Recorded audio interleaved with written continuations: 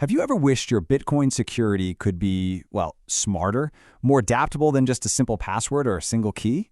What if you could actually give your money its own custom rulebook?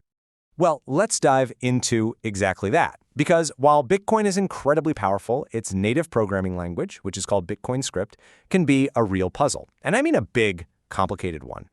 So, to really get how Miniscript solves this puzzle, we first have to wrap our heads around the problem it was designed to fix in the first place. Okay, this slide just says it all, doesn't it? On the left, you've got a simple, human-readable rule, something you'd actually want to do with your money. And on the right, well, that's what you have to write in Bitcoin scripts to make it happen. Developers have called it frightening and weird, and you can see why. It's powerful, for sure, but it is not friendly. Here's the thing. While Bitcoin script can do some amazing things, it really wasn't designed for humans to write by hand. It's an absolute minefield of potential errors, what developers call footguns, which are these really costly mistakes that are super easy to make and almost impossible to spot. And this has basically locked most of us out of using Bitcoin's most advanced security features. But what if we didn't have to write in that crazy complex language? What if we had some kind of smart translator that could just do all the hard work for us? And that right there is exactly what Miniscript is.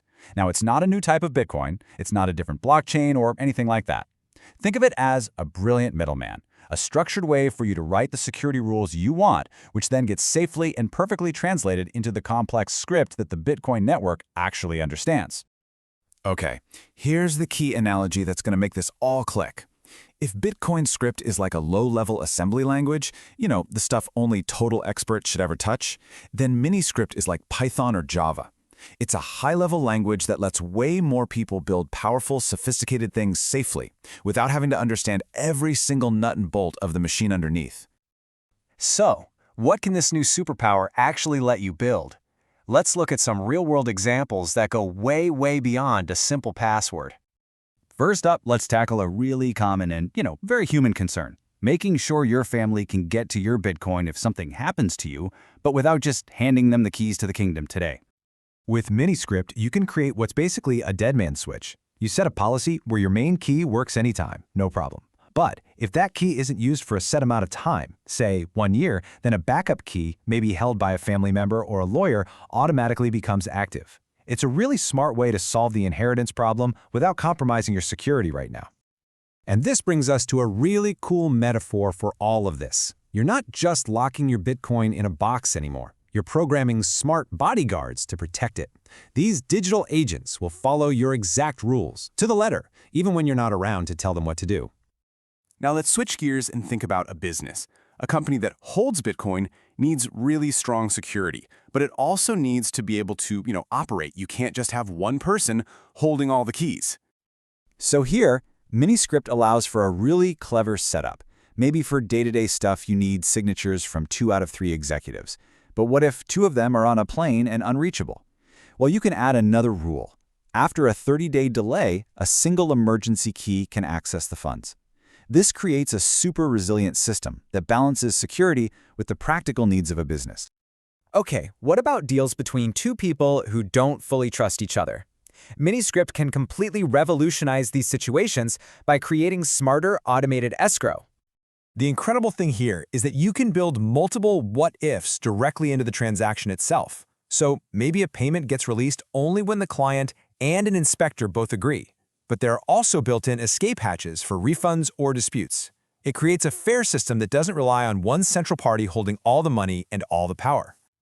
Now, these individual rules are cool, but they aren't isolated. The real power, the real magic, comes when you start combining them, literally snapping them together to build almost anything you can imagine.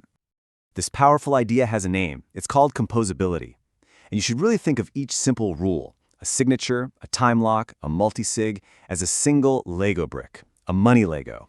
Miniscript lets you snap these bricks together. For example, a 2 of 2 signature policy can be combined with a 1-year time lock to create something totally new and more powerful. Or a whole department in a company could have its own multi-key setup, and that entire setup can act as just one key in a bigger company-wide policy. The possibilities are pretty much endless.